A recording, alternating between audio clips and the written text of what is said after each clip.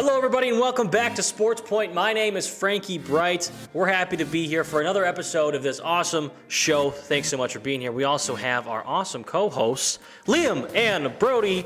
How are you guys? Introduce me first. Wow. Is that a new thing? That's do new. Brody, It's Kupsky, always and Brody Liam first. Statz? It's probably always me first. This is my moment. I'm Liam. He froze up.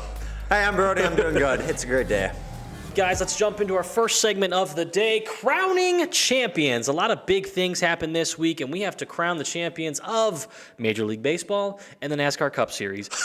You guys, the Rangers defeated the Diamondbacks 4-1 in the series, and they are your World Series champions. How do we feel about that? So for me personally, seeing the Diamondbacks lose after beating the Brewers in the playoffs, it feels good because it kind of breaks a streak that the Brewers have given the team that they lost to in the playoffs the last now 3 times in the playoffs. They've gone on to win the World Series. Now is broken because the Diamondbacks lost. It keeps the streak of if you beat the Brewers. You still go to the World Series. But you don't win. You're not guaranteed that you win. It's about a 50-50. Yeah, no, I mean, this 4-1 series looked like it was going to be close after the 9-1 win from the Diamondbacks in Game 2, and then all of a sudden the Rangers just took over. On Instagram, like shorts, when you scroll down, every single time I see a comment that's like from 4 weeks ago, like the Rangers are going to win. We got this. Our season is collapsing, and there's always people under it going Astros, Astros 23, right. And I'm like sitting there going, sure. How'd that turn out? The Rangers won that final game November 1st, a week ago today that you're watching this. The first time in their history they won the World Series, guys. Congratulations to that organization. And I saw this video of a fan who was, in his 50s crying because this is the first time in his entire life that he's seeing the team succeed to this height. Got to be really cool. Yeah, especially since their franchise started in Washington, way before we got the Nationals. They started as the Washington Senators, kind of at a short-lived time there, and then their owner moved them to Texas, and that came to protests, and everybody was really mad that they were doing that, and all of a sudden, years later, they win a World Series. So there you go. We're probably going to be 50 by the time the Brewers win the World Series. Don't say that. On that note, too, the Brewers manager, Greg Counsell, has signed. It's not the Mets. It's the Cubs. With the Cubs. It's not the Cardinals. It's frustrating. It's the Cubs. Greg Counsell signs with the Cubs. I don't think I've ever been more dead inside than I am right now. See, the way I look at it, you could have went anywhere else. You could have went to, the Pirates, the Reds. You could have went to the Mets. That was almost going to happen. You could have went to the Padres. You could have went anywhere else, but then you decide, let's just go to the Cubs for $40 million for 5 years, $8 million a year for Craig Counsell, the manager, highest being the managerial salary ever. Keaton and I were in the gym, and I saw Greg Counsell on the TV, and this was 4 days ago. And I said, wait, what happened? And no, it was just an interview with Greg Counsell on the TV. Yeah. Then we get the news today that Greg Counsell has signed with the Cubs. You know where I was? Where's that? I was in the middle of my MS-253 class, which is video production, with Alex Ingersoll, noted Cubs fan. Oh, and no. I looked down at my phone when I got that notification, and I'm just sitting in the middle. This is a 2-hour-long class, by the way. It's about hour way mark, so about halfway through, and I'm just sitting there, and all of a sudden, my entire day is ruined, and I'm just glaring daggers at Alex. You should have just stood up and yelled at him. The Cubs signed Greg Counsell! And promptly collapsed on the floor of heat exhaustion or something like that. For me, it was right before I had a class, and I was just looking at my phone. All of a sudden, I just see on Instagram, Craig Counsell to be expected to be Cubs manager, and I'm like, this is a joke, right? And then I just kept scrolling down. Yeah, Craig Counsell. I'm like, you got to be kidding me. Sorry, guys. April 1st is a few months away yet. Sucks. I mean, thank you, Craig Counsell, for being our manager for years. Thanks, Greg Counsell, for nothing. You're dead to me, by the way. Had over, I want to say, in his time with the Brewers, he's had 1, 2, 3, 4, 5, 6 seasons over 500, which is a lot, really. Good job, Frankie. Thank you for being here. Thanks, Mike Tomlin, essentially. Yeah, exactly. Yeah. But it just hurts. You're dead to all of Milwaukee now. For now. Oh, no, for the rest of, what do you mean for now? For the rest of time. I don't want him to come back. That's it. You burn every I might bridge. actually just go to a Brewers versus Cubs game just to boo Craig Counsell. You know how they usually do that? Oh, welcome back. You know, I guarantee you they won't do it because he left of his own volition. It wasn't we fired him. That's true. There will be no heartfelt message for Craig Counsell. This isn't an Aaron Rodgers situation where it's like he was given away by the team. This is you made your bed and you're gonna lie in it now, and you've burnt every bridge you had in Milwaukee. Enjoy the Cubs, man. I hope that you never have a winning season again. And with that rant, we now have to crown another champion on the NASCAR side. NASCAR Cup Series, Ryan Blaney has won his first Cup Series championship for Team Penske, and Brody. Yes! I've been waiting for this moment since I've been following him. For me, being a Ryan Blaney fan, this is like a dream come true almost. So Ryan Blaney wins his first Cup Series championship after being in the series full time since 2016. Which is huge because he's been close, very, very close, multiple times, but just can never get it done. This is now, for Team Penske, it's back-to-back years with winning, along with Joey Logano. Last year's winner, 2022. Yes, somehow he did. He had kind of a rough season this past year, so oh well. And to round it out, the final running order of the championship was Blaney, Larson close behind him, Byron kind of fell out towards the back, and then Christopher Bell, who kind of had a rough day after his brake rotor kind of blew up, and that really ended his day. But it's a great day to be a Blaney fan. Joey Logano's falling over. Yeah, I know. It's tough. So you know how Frankie, I hate Joey Logano. You know how whenever I talk about hockey, Frankie just has no clue what's happening. That's not true.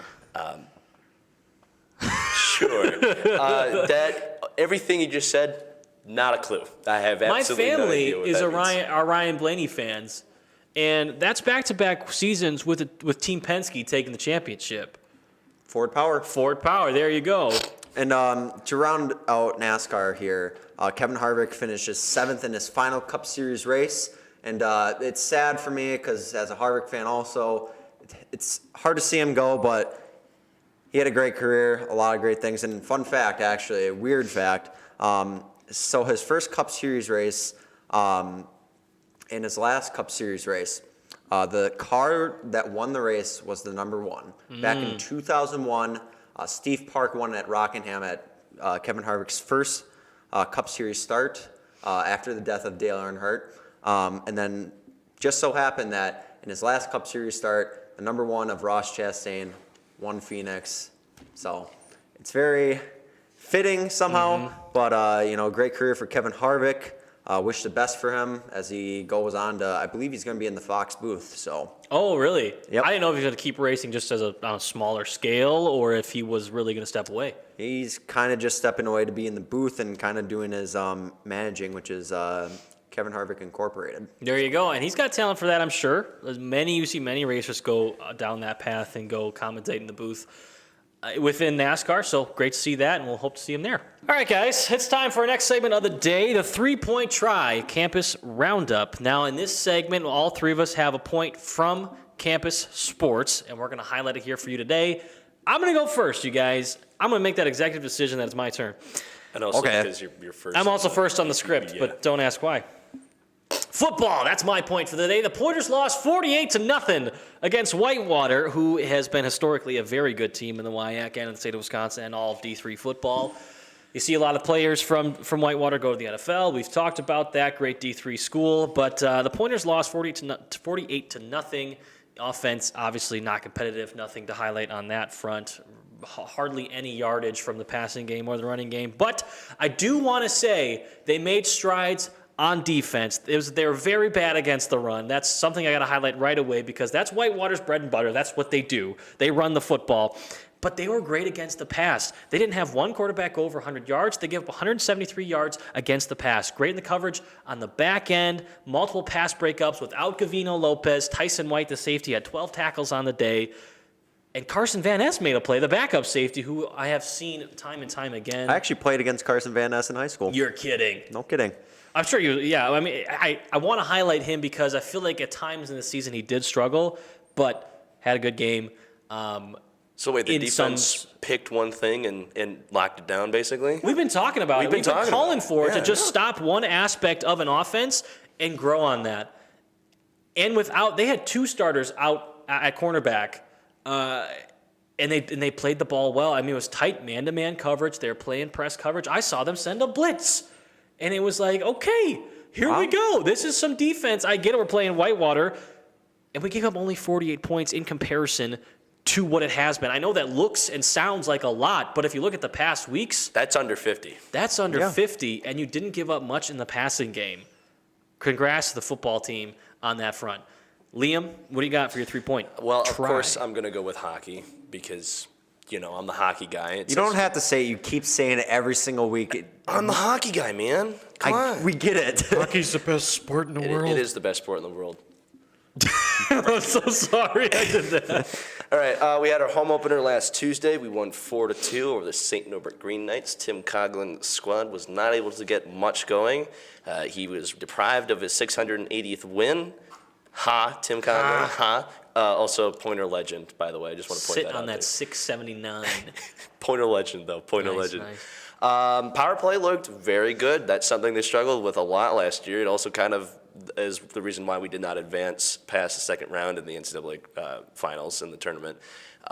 We could not get anything going on the power play.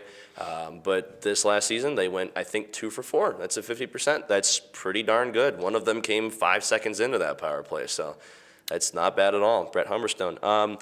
We then proceeded to immediately lose the next 2 of our games. Shoot. They were both away games, though. That does play a factor. That absolutely does play a factor. Both away games. We're playing over in Minnesota.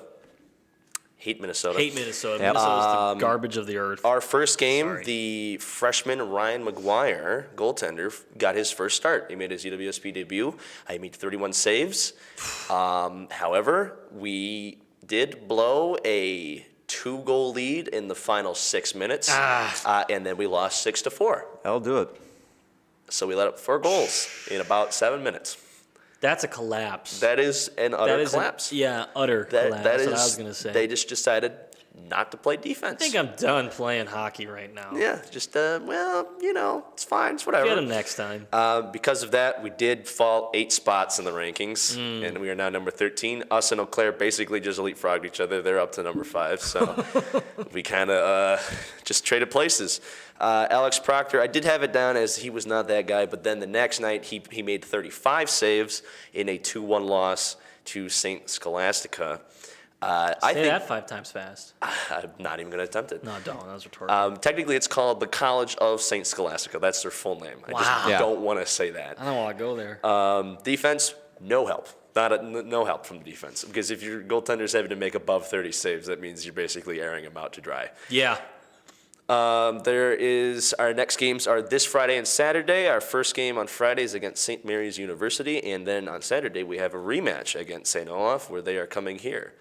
I hope that we do better, especially because it's a home game. Yeah. Puck drops at 7 p.m. for both those games. And in terms of that, for your streams for those hockey games, Pointer Studios might be there to live stream the hockey game without Liam. I might be Brody and I on that stream. And then the following day, Saturday night, we obviously have the football game on Saturday. And Saturday night, Liam and I might be doing the game as well through Pointer Studios live stream. So stay tuned for that. We'll keep you updated on our social media and such.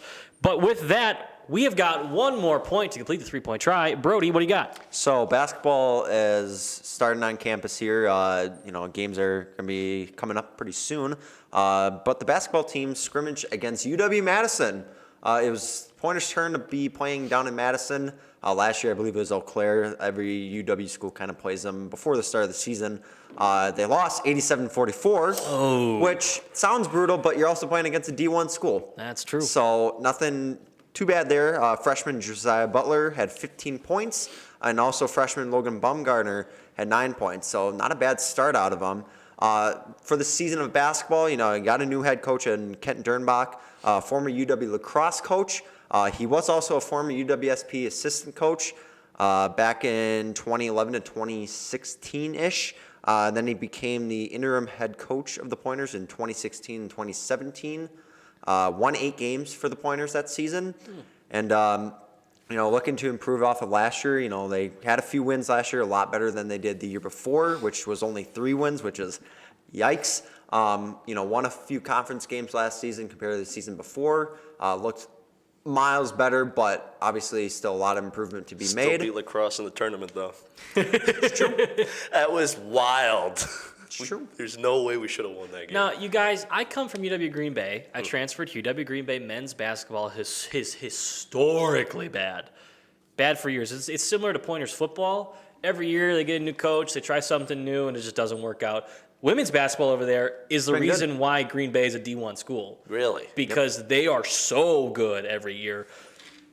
Is the basketball here bad historically or no? Historically, it hasn't been. You have a lot of championships, like 4 of them actually. Okay. And they've been pretty good, but the last few years have been a little rough, kind of for both. I can tell you why that is. Apparently, they are just now coming off a 4-year suspension, like a probation. We were from just the talking about that during the NCAA. game, and Ashton was telling me about that. I didn't know that. Neither did I. I had absolutely zero clue. And so I think they were prohibited from participating in the NCAA tournament, and they had restrictions on recruiting. So basically, that's just the best they could do for those 4 years. Do you remember why that happened? Apparently, it was a violation. This is what I got from Ashton, because he's the one who told me about that. Ashton's 90 FM's sport producer. Shout out Ashton. Shout out Ashton. Apparently, it was a violation of, they held their training camp a little too early, and then they also used that as a way to entice recruits to be able to come play for the program. Yeah. To me, that doesn't really sound like it's worth 4 years. 4 years suspension from playoff contention? Holding the camp a little early? No. So, I mean, I guess they're trying to, whoever they did recruit, if they were freshmen, all right, they're 4 years of eligibility for the playoff? No. Doesn't matter anymore. You cheated to get them. Stupid. Whatever. But for the Pointers, they start their home. They have a home game this Saturday against Lawrence University. So good luck to the Pointers there, and kind of starting the season here. Might get a few games here. The Pointers Studios, we're not sure yet. Hey, I mean, there's a lot going on, sir. We got football, hockey, and basketball. So, to all the Pointer sports teams on campus, that was your 3-point tri-campus roundup. Good luck to you guys this coming weekend. Make us proud. And with that, guys, let's get into our next segment of the day. We're going to go into some NFL updates and focus on, obviously, the Green Bay Packers. But to look around the NFC, we have the Eagles improving to 8-1. I think that's a good thing. The Cowboys drop to, I believe, 5-3. Just make things closer on the back end of the playoff seeding. Eagles are obviously going to be good. Let them pull away. They can have the 1 seed. The Packers aren't going to get it. That's fine. The Vikings scrapped behind. They made a comeback victory, essentially, behind a huge performance by Josh Dobbs, who they traded for from the Cardinals. I was calling for a Ryan Tannehill trade. But the Vikings go a different direction. They get Josh Dobbs from the Cardinals, and he played out of his mind. Their head coach was, describing plays in the huddle just, through words that Dobbs knew. Mm-hmm. Not, through the actual play call wordage that the Vikings use. It's just Dobbs-friendly, essentially. So that was huge for them. Falcons, you're a joke franchise. I was going to say the Falcons choke. As normal. Liam's choking. That was unintentional. I just thought it was so funny. I immediately started choking, because I was laughing so hard. 28-3. I don't know what to tell you. And it just keeps on going. Man, what do you do if you're the Falcons franchise? Didn't choke against you? Us. We choked against them. Don't mention that. Please don't mention that. The Packers should be 4-3 or 5-3, whatever it is. Anyway, the Buccaneers fell to C.J. Stroud and the Texans after an outstanding outing from Stroud. I think 455 yards through the air, 4 touchdowns, setting some rookie records. He's looking great through the start of his career. Another NFC team to lose. There were some NFC wins and losses that kind of pulled some teams ahead of the Packers in the playoff race right now. Obviously, a ton of time to figure that out. So, going over to the AFC, the Chiefs hung on to defeat the Dolphins in Frankfurt, Germany. Early game. 21-14. I woke up that morning, and I was like, I want to watch that game. And I was like, well, I'm going to wake up groggy and not want to get up by the time it's morning. But guess what, guys? It was daylight savings. I woke up at 9 a.m., and I said, why do I feel so good right now? Because I had an extra hour of sleep. Yeah, I'll do it. I'll take it. Furthermore, the Bengals defeated the Bills. On Sunday Night Football, Bills continued to look not like their old selves. It was cool to see Rasul Douglas play a significant time for that team. We miss you, Rasul. Please come back. We miss you so much. The Packers traded Rasul Douglas away. I don't think we covered that. The trade deadline was last week. It was the wrong move, in my opinion. I agree. Huge team leader in the locker room for the Packers. I will talk about, though, how the defense looked and how Rasul Douglas plays into that later on. But, the Bills aren't the same team this year. Not really sure how deep that issue goes. We'll see as the season continues. The Raiders defeated the Giants after firing head coach Josh McDaniels. That's a funny story. And Antonio Pierce is their new interim head coach. Huge win over the Giants. That team looks out of anything looked like before. They had cigars in the locker room. The vibes were immaculate. It was funny because Mark Davis went on saying, "Yeah, I think we made a mistake." Really, Mark? You really made a mistake? You think you made a mistake? That you made a mistake. Apparently, Josh McDaniels addressed the team, and he was had a forum of all the players saying what was wrong, what they're frustrated about, and Josh McDaniels had Antonio Pierce speak on his behalf in front of the team because he was just described to be from Jay Glazer, huge Fox Sports guy, does all the injuries on Sunday. Very trusted source said that he was a shell of himself, Josh McDaniels. And Antonio Pierce did the speech, and he referenced the Giants in 2007 going and defeating the Patriots, and how that mentality of that team was just we can go out there, we don't care, we can beat anybody. And that was the mentality. And after the meeting, Josh McDaniels goes to Antonio Pierce and says, "Don't ever talk about the Patriots like that." Bro, then you need to speak on your own behalf. You need to speak for yourself. McDaniels comes from the Patriots, and you're still hanging on to the Patriots as the second-year head coach of the Raiders? Why are you still thinking about them? I don't think he's getting another head coach job after this. Not a chance. He'll be the offensive coordinator of the Patriots next year. I know that to be a fact.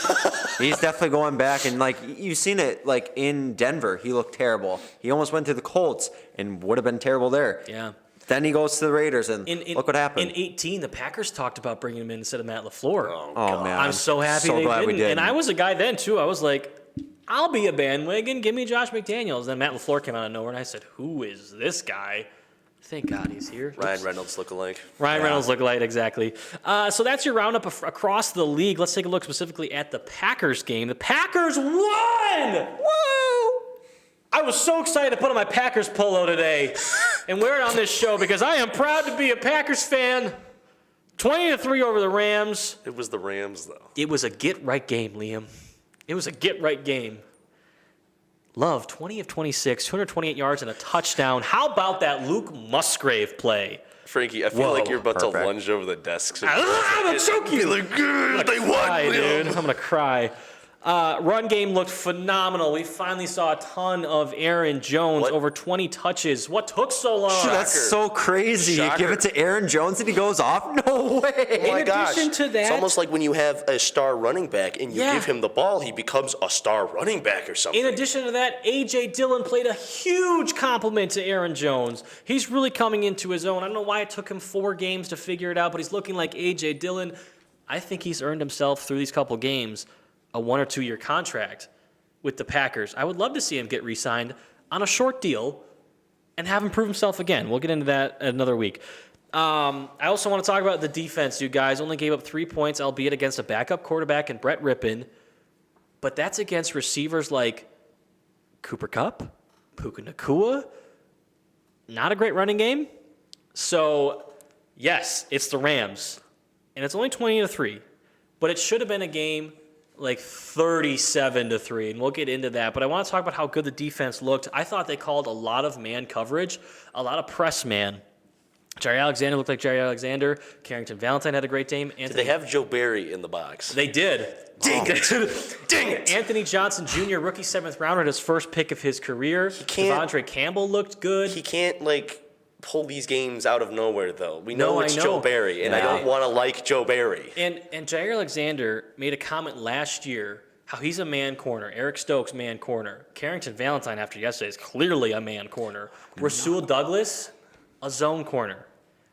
Do you guys think that difference in the secondary played into the play calls and like let's kind of call a game that's going to benefit both sides of our cornerback I feel room? like Possibly. Yeah, I feel like some level yes, but I also feel like it's like okay, we don't have Rasul Douglas anymore, and these guys are like okay, this is my first start. Like Carrington Valentine, this is what I'm going to talk about later. Yeah. It was his first start since Rasul Douglas had been traded. It's only his 4th career start ever. And he balled out. Yeah. So maybe it was just okay, it's my time now. I have to be that guy. You gotta step up. I got to step up now. And so that could also play a factor into And it. I think in the Niners game in 2021, that was majority man coverage. And I think this is a man coverage defense that has been playing zone for the last 2 years, and it doesn't make sense to me. And I think Rasul Douglas might have played into that idea of calling a zone defense because he is so good at playing zone. But I don't think anybody else in that defense essentially is that good at playing zone. But huge win. We'll get into missed opportunities and what needs to get changed going forward. But I want to highlight some players of the game. And I think, again, I'll go first. Thank you guys for putting me first. Oh, we're so too kind to I you. know. Go ahead. My player of the game, Jair Alexander, flying all over the field for the first time, it feels like, this season. Numerous pass defense. Had that pass defense. That was Anthony Johnson's pick. It was a nice bounce-back game for a guy who's been struggling with a back injury. If you have a bad back, that's hard because you can go out there and play, but you're going to still be limited in how much you can move, how fast you're going to be out there, how free you're going to be playing with your body. But he looked like Jair Alexander again, and that was fun to see. All right. Go ahead. I guess my turn. Thanks, Liam. So my player of the game was Aaron Jones.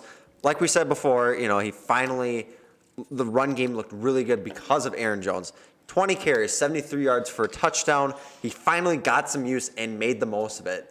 And for him, kind of with an injury-riddled season for him, kind of having this bounce-back game.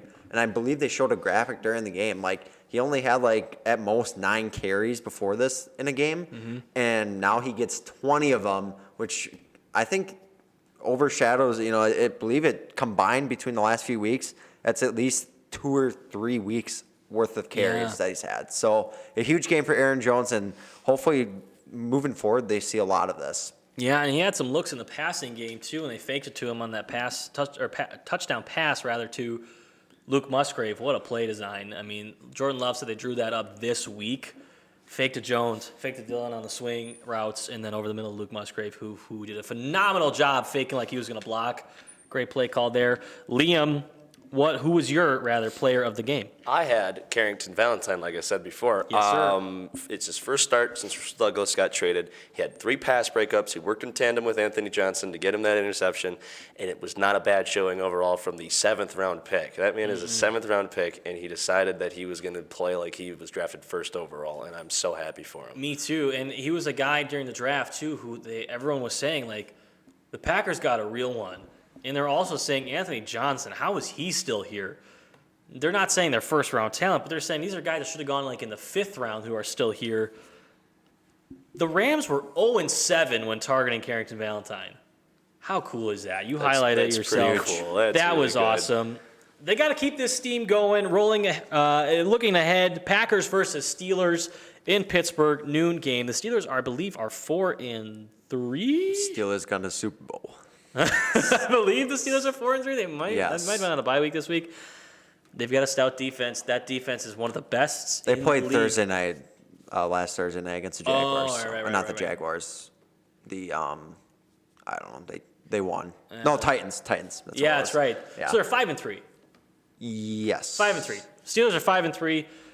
Great defense. Though that offense might have looked good actually against the Titans. I believe that was their first good-looking game in a while. Najee Harris has not been the same for that team. Jalen Warren has looked good. George Pickens has not been happy. Deontay Johnson came back from IR, star wide receiver.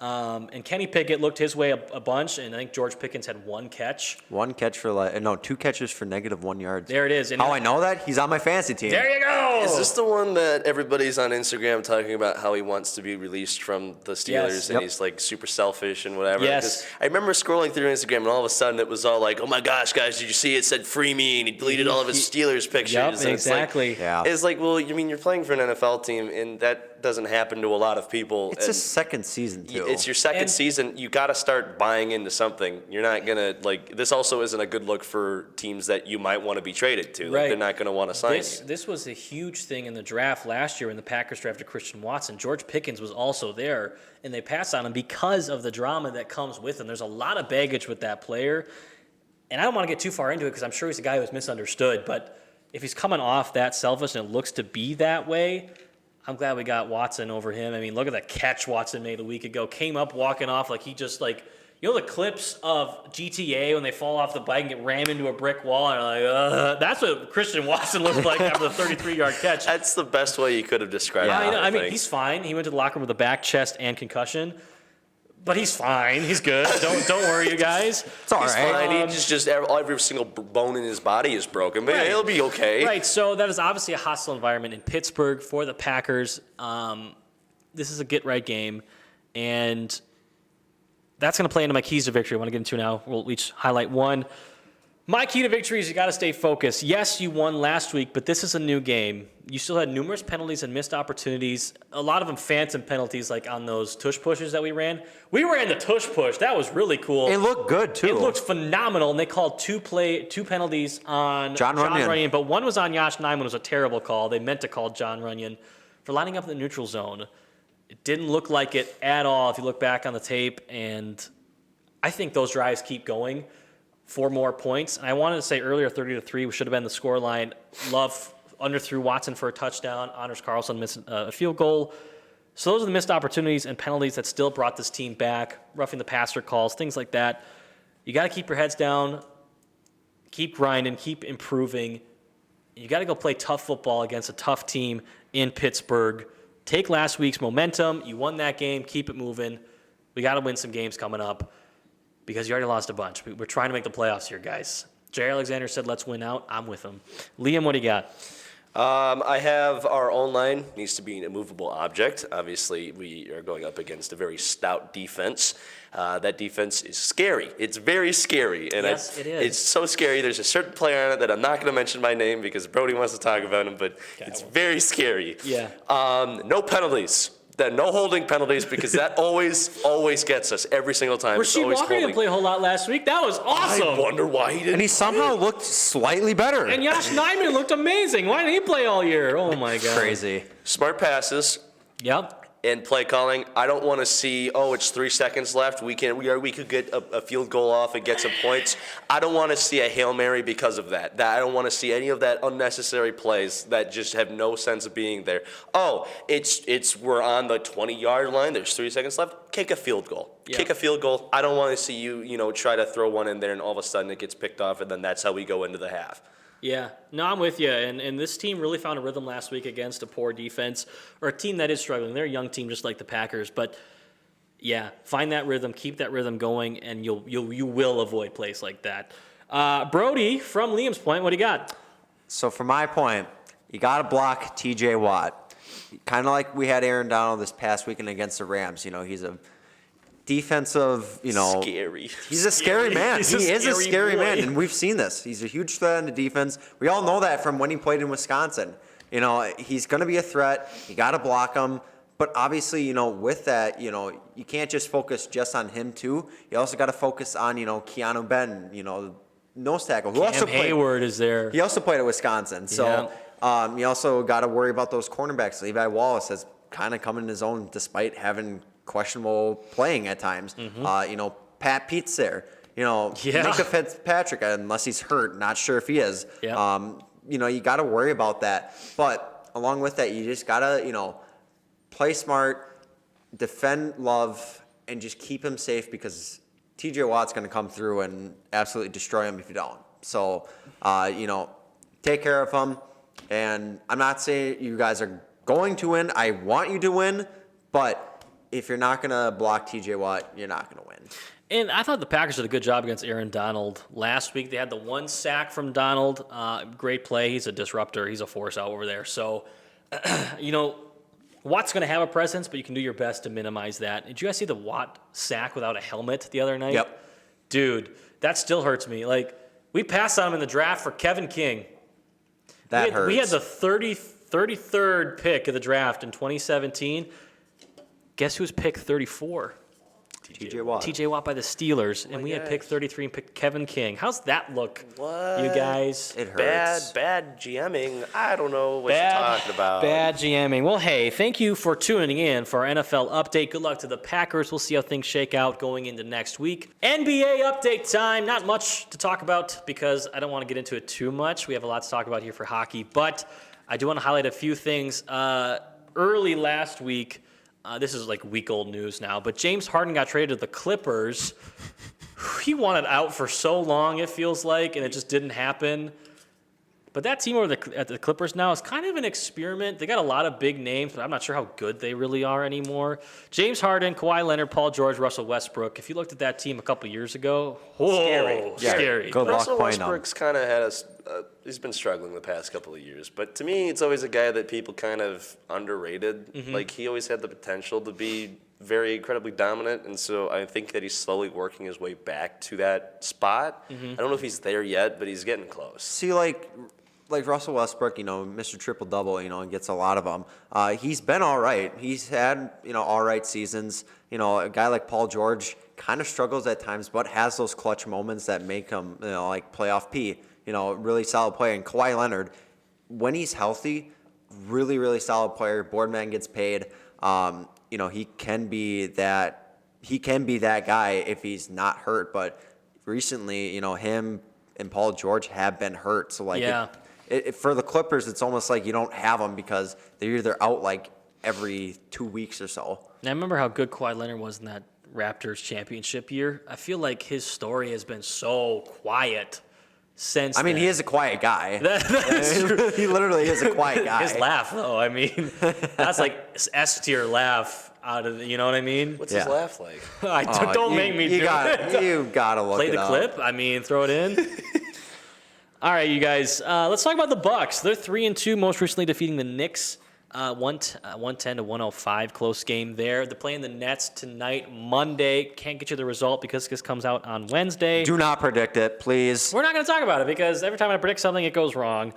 The Obviously, curse. the roster is very different this year compared to last year with the Dame Lillard trade. I guess not very different, but it's a big name change from Drew Holiday. They started 9-0 last year. That's like a historical start. They're 3-2 now, very different from last year. But they still look good. They have everything in front of them. They've got big names on the team.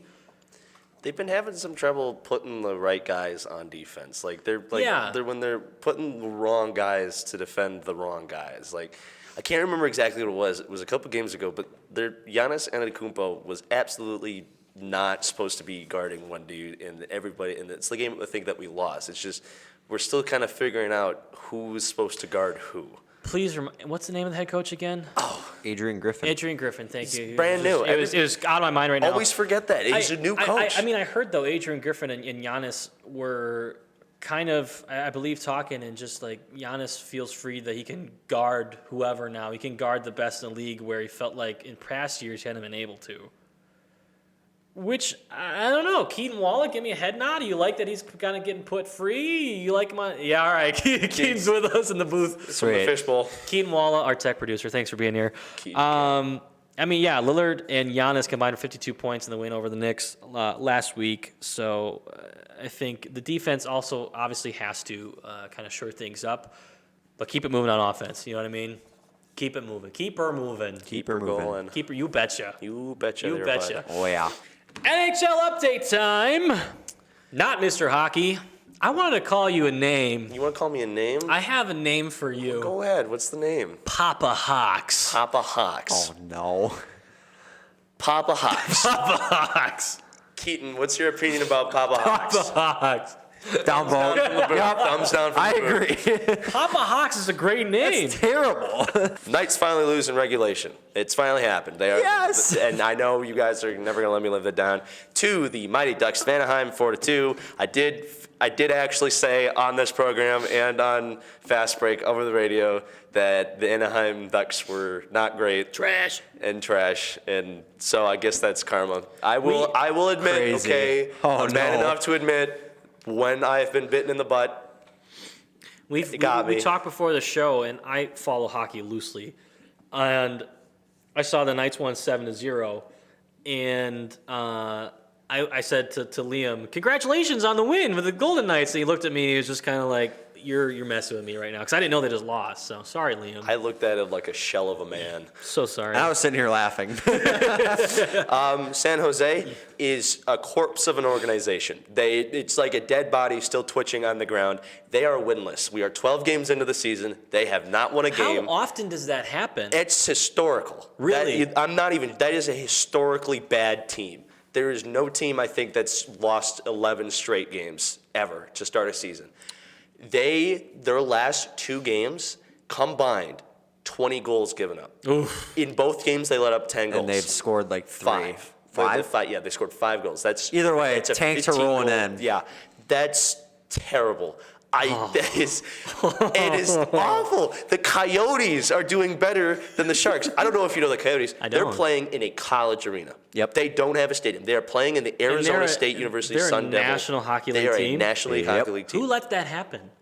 Themselves. Gary Bettman. How do you qualify for that league if that's what you're dealing with? They're about 20 years old now. Gary Bettman's like, we want hockey in the desert, and it never worked. Yeah. Until the Golden Knights.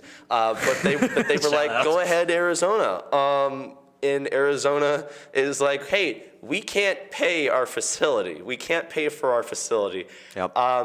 Can we just use the university for just a second? And then their bids for new arenas got rejected. Oh, no. To the point where I can't remember what it is. It's another kind of bigger city in Arizona that they voted they would rather have a waste dump than have a Between hockey like facility. Tempe or Tempe, Arizona. I was gonna say Scottsdale, They would rather have a dump, like a trash dump, than a hockey Yep. arena for the Coyotes. That's a bad look. That's a bad they're doing look. better than the Sharks. That is wild. That's a worse look. Vancouver, they're doing all right. I'm happy for them. It's been a while. Vancouver You who? can talk about the Canucks. The Canucks. Canucks. You can talk about the Leafs. They're your favorite team. So Go ahead, Mike. Leafs are 5-4-2, kind of went on I a gotta look them skid a little bit. Losing close games when they shouldn't. Are you looking up Edmonton right now? For the Leafs, it's kind of a struggle, but like we've talked about before, it's still plenty of season left to go. I mean, a lot can change in a month. I mean, heck, a few weeks could change. So I'm not counting the Leafs out, but it's not looking too bad, but not too great. Can I tell you who was looking bad for? The Edmonton Oilers. What's their record? They are 2-7, you guys. 2-7-1. Who's their next opponent? That I don't. Is it the Golden Knights? No, Oh, who is it? it's the Canucks. We're gonna kick their butts. Okay. I love the confidence. You I hear love me? the confidence. Edmonton Oilers are my favorite team in the NHL because Liam made me pick one. I did. So I picked the Edmonton Oilers. Reese So- Kupsky already hates you. Yeah. There's a Reese Kupsky reference. There it is. Yeah, I the just streak continues. say the word Edmonton, Edmonton. Brody. Edmonton. Isn't that fun to say? No. Oh my God. All I'm going to say, Calgary likes Toronto. Flames are ahead of Edmonton. So, Yeah, so Big do win. you know the rivalry? I told you that was your homework. Do you know Yeah. the rivalry between the Battle of Alberta? Do you know what that is now? Yeah. What is it? Maybe you tell people. Okay, so come on. Battle of Alberta is the rivalry matchup whenever the Edmonton Oilers play the Calgary Flames, and that game always ends with over 100 minutes in penalties because they hate each other. And it's to the point where I think that if there weren't referees or linesmen, they might actually kill each other on the ice. They're both bad, No, not really. but they're 3-7. Calgary, well, The Oilers are gonna win that game. sure. 100%. There is an actual goaltender fight that happened one of those years, which is How does that happen? They're on the other they side hate- of the ice. They skate down, take They off just the hate mask, each and go other. at it. Dude, They hate each other. I don't like you. We're meeting in the middle, and we're gonna, yeah. Pretty much. That's awesome. Hey, Liam. What's up, buddy? That's enough NHL talk. How about Yeah. NCAA? What's going on? Real quick, Wisconsin is a hockey school, and Wisconsin is the state of hockey. Move over Minnesota. You have not got anything on us. Women's team still undefeated. They're 12-0. That's insane. Huge. The men's team ranked number 3 now. They're up 2 spots from number 5. The only reason they're not ranked number 2 is because it's Denver. And I've got so much to say on that, but I'm running out of time. Kick Denver in the face. Well, Denver has a worse record. They haven't had any, they don't have a single sweep of a ranked opponent. They don't have very many wins over ranked opponents. There's no reason they should be number 2. Yeah, how much does record and momentum play into ranking? Record plays a lot, but more so, it's like I've been saying, it's the Alabama treatment where it's just legacy. Because they won the national championship 2 years ago, that means they're going to be up there. Michigan is the same way. Yep. They got swept, and they're only number 5 now. So it doesn't matter if they can lose every single game, they'll still always be top 10. So then, does record or ranking play into the playoffs? Depends. Okay. Because this is like the thing that we were talking about with the WIAC is that conferences have automatic bids. If you come from a conference that doesn't have, or if everybody's up, they will look at your record, and if they think you're a good team, you'll still get a chance to play. Got That's it. what happened to the Pointers in 2019 when they were undefeated, because the WIAC, they had an undefeated season. They went 29-0-2. They did not lose one game. The WIAC did not have an automatic bid, so what happened was they looked at that and they were like, well, we need to extend them an invitation because there's no way this team is not going to make the tournament. And they did, and they won the national championship because they're just that great of a team. Yep. Yeah. So Wisconsin, both men's and women's teams in the top 5, and that's just amazing. It's so good. Won by end of the year? Possibly. Hopefully. Yeah. They go hopefully. up against Michigan State, which is also ranked. All of the Big Ten teams are ranked except for Notre Dame. So I think if they sweep that one, they might stay because Michigan State's kind of going down just a little bit. So We'll have to wait and see. Thank you for our hockey update there, Liam. And I think that's all we have time for the show today. So tune into the Lacrosse versus Stevens Point football game on 11/11 this coming Saturday. You guys remember 2011, 11/11, at 11/11? That was all 11s. Remember that day? I think so. You weren't alive yet. You're too young. wow. Okay. Jeez. Was born in 03, Frankie. Yeah, not me that too. long. My bad. Hey, and also stay tuned for the hockey live streams on Friday and Saturday. That may or may not be happening. Friday night, we'll probably be there doing the hockey stream. I'll be on play-by-play. Brody, are you going to be there or no? I'll be there. Brody will be there. Obviously, I don't know a lot about hockey, so this will be an experiment, and I can't wait for Liam to save my butt, I should say. I've got on the Saturday. utmost confidence in him. I've got the utmost confidence. That is in so sweet. You haven't seen this yet, but there is a hockey school video of all three of us coming out later this month. Stay tuned for that as well. Thank you so much for joining us. This is another fun episode of SportsPoint. We'll have some shorts out for you this week. Sorry we didn't have any last week. A lot was going on. Liam, Brody, thank you so much for joining me on another great episode of SportsPoint. From all of us at SportsPoint, Keaton Waala in the booth, our tech producer, and Aminee Hoff, the floor manager. Have a great week. We'll see you next time.